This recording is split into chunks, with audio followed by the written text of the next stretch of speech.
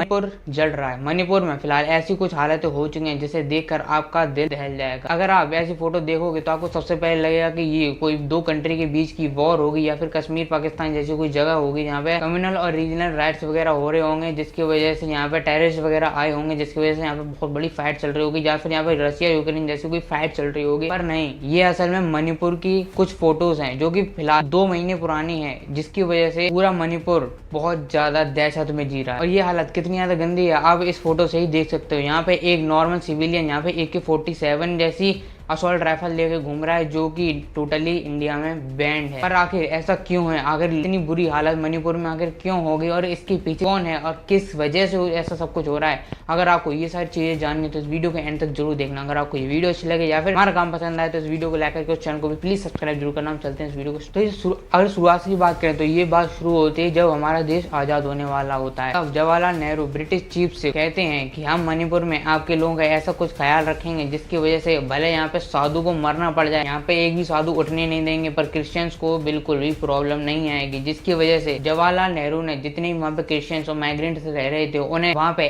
ST यानी scheduled tribes का दर्जा दे दिया, जिसकी वजह से उन्हें रिजर्वेशन मिल सके पढ़ाई में, जॉब्स में और घर वगैरह लेने में। जिसकी वजह से बाकी जो कास्ट जो हिंदू कास्ट थी वहाँ पे जो रह रही थी उन्हें काफी ज्यादा प्रॉब्लम होने लगी। पर यहाँ पे प्रॉब्लम धीरे धीरे करके बढ़ने लगी, क्योंकि अगर मैप देखें तो मणिपुर डायरेक्टली अपना बॉर्डर शेयर करता है म्यांमार से, जहाँ से काफी ज्यादा इमिग्रेंट इलीगली मणिपुर में आ जाते हैं। और ये सब कुछ होता है इसी वजह से क्योंकि म्यांमार में वहाँ जो लोग रहते हैं वो बॉर्डर्स पे रहते हैं, जिसकी वजह से वहाँ की जो सरकार होती है उन पर ध्यान नहीं देती है। और यहाँ पे कुछ लोग अपने पैसे खिलाकर उन्हें यहाँ से अपने देश में बुला लेते हैं, जिसकी वजह से उनकी पॉपुलेशन बढ़ सके और जो वहाँ पे हिंदू कास्ट रह रही है वो माइनॉरिटीज में आ सके। जिसकी वजह से जो हिंदू कास्ट वहाँ पे रह रही थी उन्हें बहुत ज्यादा प्रॉब्लम होने लगी। जिसके बाद 2012 में उन लोगों ने मणिपुर हाई कोर्ट में एक पिटीशन जारी की। उन्होंने कहा कि अगर आप हमें ST का दर्जा दे दें तो हमें भी फायदा हो जाएगा। जितने सालों से हम रह रहे हैं हमें काफी ज्यादा प्रॉब्लम फेस करनी पड़ रही है, क्योंकि सारा रिजर्वेशन वो लोग खा जा रहे हैं, क्योंकि उन लोगों को ST का दर्जा मिला हुआ है जो कि कुकी कम्युनिटी हो गई है, जो कि ट्राइबल्स है मेनली, जो पहले क्रिश्चियन थे जो कि अब कन्वर्ट हो गए कुकीज और ट्राइबल्स में आ चुके हैं। और एक तरफ है मीटी, जो कि मैं अभी बात कर रहा हूँ, जिसने हाई कोर्ट में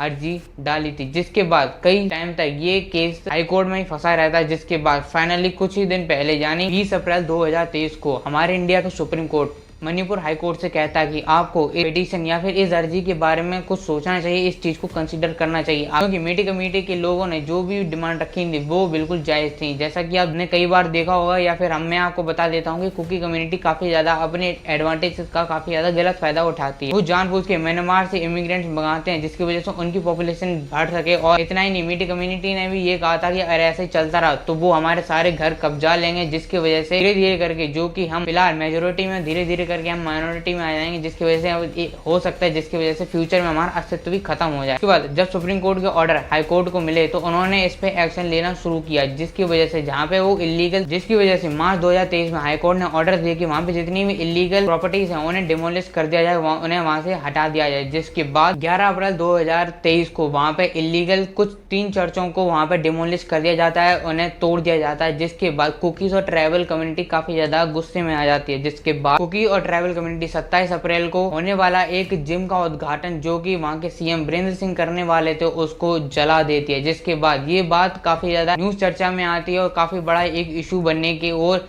ये कदम ले चुकी हो। जिसके बाद मणिपुर में हालत इतनी ज्यादा खराब हो जाती है जिसकी वजह से वहाँ की सरकार को उधर 144 की धारा लगानी पड़ती है, जिसकी वजह से वहाँ पे टोटल कर्फ्यू हो जाता है। पर कुछ ही दिन बाद वहाँ की ट्राइबल कम्युनिटी ATSUM नाम की एक संस्था के अंदर वहाँ पे मार्च करना शुरू करते हैं, जहाँ पे 60,000 मेंबर एक साथ मार्च करते हैं पूरे मणिपुर में। जिसकी वजह से ये पहले से कंफर्म था कि ये चीज थोड़ी धीरे धीरे करके एक वायलेंस में कन्वर्ट होने वाले है, जो कि बिल्कुल सच होने लगा। क्योंकि जैसे ही वहाँ पे ये मार्च अपना असली रूप लेने लगता है वहाँ पे धीरे धीरे करके घर गाड़ियाँ जलाने लग जाते हैं लोग। कहीं क्योंकि मीटी कम्युनिटी के लोगों का घर जला रहे थे, वहीं मीटी के लोग कुकी लोगों और ट्राइबल के लोगों का घर जलाने लगते हैं, जिसके बाद काफी ज्यादा वायलेंस क्रिएट हो जाता है। जिसके बाद और ये सारा सीन इंफा वैली के आसपास ही ज्यादातर हो रहा था, क्योंकि वो मेन जगह है मणिपुर की, यहाँ पे काफ़ी ज़्यादा टेंशन बढ़ने लगते हैं, जिसके बाद वहाँ की जितनी भी सिक्योरिटी पावर है वो सेंट्रल अपने अंडर पे ले लेती है और धीरे धीरे करके वहाँ पे आर्मी डिप्लॉयड करना शुरू कर देती है, क्योंकि उन्हें मालूम था अगर इसको अभी अगर कंट्रोल में अपने नहीं लिया गया तो मणिपुर की गवर्नमेंट इतनी ज़्यादा कम नहीं है और वहाँ की पुलिस अकेली इतना सब कुछ नहीं कर सकती, जिसके बाद वहाँ पे आर्मी और कई सारे लोग उधर उतारे गए, जिसकी वजह से ये चीज़ कंट्रोल में आ सके। पर खबर ऐसी भी आ, जहाँ पे ऐसे ये वायलेंस और राइट्स वगैरह हो रहे थे, वहाँ पे कई सारे आर्मी सोल्जर्स पे भी फायरिंग वगैरह हुई थी। और इतना ही नहीं, यहाँ पे खबर आई थी, यहाँ पे बीरेंद्र सिंह ने खुद बताया था कि यहाँ पे AK-47 और इतना ही नहीं कई सारे स्नाइपर जो कि इंडिया में टोटली बैंड है और कभी भी आम लोगों के पास आ ही नहीं सकते हैं, ऐसे वेपन से भी वो लोग आम जनता पे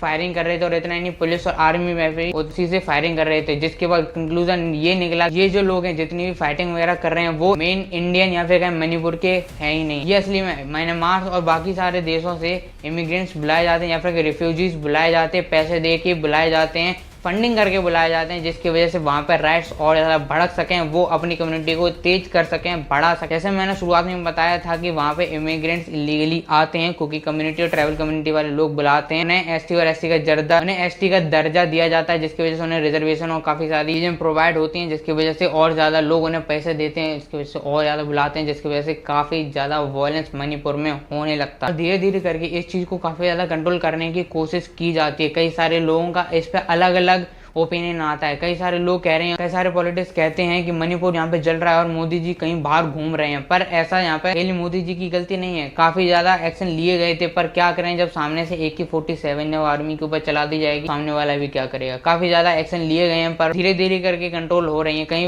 वो सुधरती है हालत पर फिर से बिगड़ने लग जाती है। बीच में भी थोड़े दिन के लिए सुधरी थी पर वो फिर से लड़ाइयों उधर शुरू हो जाती हैं, जिसकी वजह से अभी नॉर्मल ही चल रही है हाल। यहाँ पे मेन कंक्लूजन की बात करें, आखिर ये ऐसा हो क्यों रहा है, तो मैं जैसे शुरुआत से बता चुका हूँ कि यहाँ पे इमिग्रेंट्स आते हैं और यहाँ पे कई सारी चीजें शुरुआत से ही गलत चल रही हैं, जो कि मेन है इमिग्रेंट्स लाना और यहाँ पे इक्वलिटी ना होना। मेटी और कुकी कम्युनिटी में मेन इक्वलिटी इसीलिए नहीं है क्योंकि एक कम्युनिटी को वहाँ पे काफी ज्यादा फैसिलिटीज प्रोवाइड कर दी गई हैं, क्योंकि उन्हें ST कम्युनिटी में रखा गया है, जिसकी वजह से उन्हें काफी ज्यादा रिजर्वेशन वगैरह मिल जाता है, पर वहीं पे मेटी कम्युनिटी को उतना नहीं मिला, जिसकी वजह से वो अनइक्वल फील करते हैं, जिसकी वजह से उन्होंने तो नॉर्मली जाके सुप्रीम कोर्ट, हाई कोर्ट में अपनी डिमांड की थी और लीगली वहाँ पे नतीजा आया था, पर फिर भी यहाँ पे वायलेंस होने लगता है, जिसकी वजह से मेरे ख्याल से ये मेन पॉइंट और ये वायलेंस भी कई हद तक रोका जा सकता था अगर यहाँ पे बीच में इमिग्रेंट्स नहीं बुलाए जाते। ये इमिग्रेंट्स म्यांमार से नहीं बल्कि बांग्लादेश से भी आए हैं और ये काफ़ी बड़ी प्रॉब्लम है। आप भी जानते होंगे कि हमारे देश में रेफ्यूजीज का इलीगली हमारे इंडिया में एंटर होना बहुत बड़ी प्रॉब्लम है। मेन ये पाकिस्तान में बहुत ज़्यादा होती थी जब 370 वहाँ पे नहीं लगी थी, जिसकी वजह से वहाँ पे काफ़ी ज़्यादा टेररिटी वहाँ पे देखी गई थी, पर फिलहाल वहाँ से 370 हट गई है, जिसकी वजह से वहाँ पे थोड़ा बहुत अभी शांति वाला माहौल है। पर ऐसा नहीं